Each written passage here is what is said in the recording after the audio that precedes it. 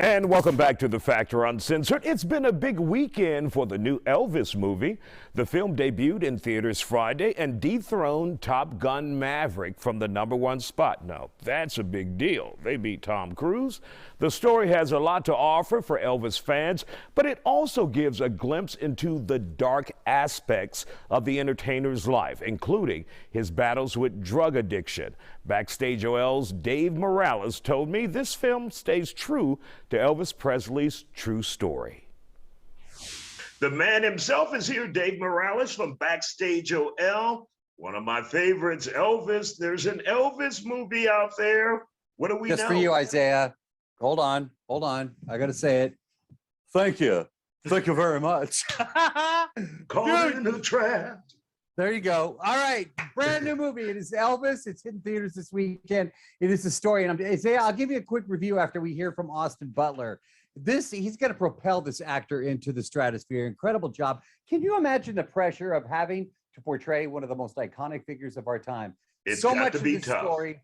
It is incredible. You hear about the relationship that Elvis had with people like B.B. King. I mean, just legends. You see it all. Austin Butler plays Elvis. Isaiah, let's have a little conversation. Get it? That joke by Elvis? You know, a little less conversation. You get it. Austin Butler, I'm trying. This is Elvis. Congratulations, dude. This is just, wow. Is this like the dream role for you? Absolutely. Yeah, I mean, it's always about challenge and overcoming fear and that learning something about yourself, and that's what it's so amazing about really any art, but getting to act is such a profession that I'm so grateful to get to be a part of, and so this one is that times a million. It's just, you know, getting to explore his life and do nothing else for 2 years is just such a privilege. How long did it take for you to take down, you know, get the mannerisms? I'm a huge Elvis fan. One of my first memories of a gift or anything, my mother gave me an Elvis CD as a kid, and I fell in love with the music. And I grew up in the South, you know, in Texas, so. But I saw him, I forgot it was a movie, I forgot it was you. Wow. I mean, I saw Elvis in you. Wow. How long did it take for you to get the mannerisms and the way he spoke? It was a slow process because there's so much out there, and it was a year and a half before we started shooting, and then it was still I was learning new things and studying new things during the entire course of filming as well. So it was 2 years. What was it like to feel this music, you know, sing? Oh God, yeah. You know, I'm glad you say feel the music, because that's what it's all about. You know, that's all this physicality. That's what it stemmed from. It wasn't about choreography or anything. It was about, you know, at the core being back in the gospel tent and the juke joints and Beale Street and feeling music that is so good that you can't help but move. I started in music before I actually came into television. I was back on the radio now. Wow. But so that's why I say that. Thank you for noticing that. Yeah, for sure. What's your favorite Elvis song? Man, can you name one? Absolutely. I just told Tom Hanks. What is yours? Burning Love and Suspicious Minds. They took it old school to like Jailhouse Rock and things like that. But I tend to go for, you know, I can never answer that question in a way of actually my very favorite, because it's like picking your favorite child. That's what they told me. Yeah. But for me, lately it's been American Trilogy. Oh.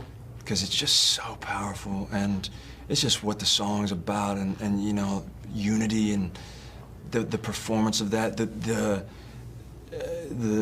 scope of it, how it takes you up, and then you have that little interlude, and then going back at the end to the crescendo. I mean, it's magic. What's going to stay with you after this film is out and everybody sees it? But you know, in life, later years, what I'm sure you'll never forget this. No. But what will stay with you?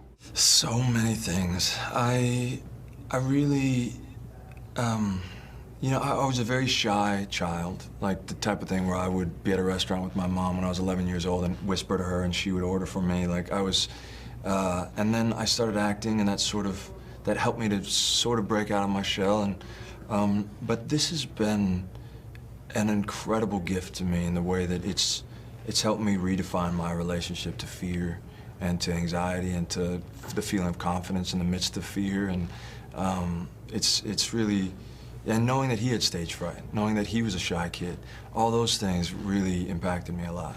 They haven't wrapped me yet, so I get one more. Yeah, get one more. The meeting the family, talking to Yeah. Priscilla, Lisa Marie. Were you nervous? So nervous. So nervous. I have such reverence for them. It's hard to, I had a while where I couldn't hardly speak, you know, because it's that strange thing where I feel, I mean, Priscilla I had met beforehand, but Lisa Marie last night, that's the first time we met. And I'm grateful that it happened that way because of the fact that now she's seen the film and she feels the way that she did. So she was so welcoming and warm, and I'll thank her forever for being that open to me. But it, yeah, I just am profoundly moved by it. I really am. I can't wait to see it, Dave. Isaiah, but I'm going to tell you right now, it's not like the Hallmark Lifetime movie that maybe some people are getting. It is a very raw look at the life of Elvis Presley. You know, they show his addictions. They show how Colonel Tom Parker, played by Tom Hanks, treated him, how they worked him, and eventually what, you know, his demise was. So it's not sugar-coated. I was pretty upset when I left the theater, but I was also glad that we finally got a real story. As a huge Elvis fan myself, it was good to see a true Elvis story. That is exactly what you're going to get, Isaiah. So just know that going into it. Yeah, Elvis now playing in theaters. All right, I'm looking forward to seeing that one.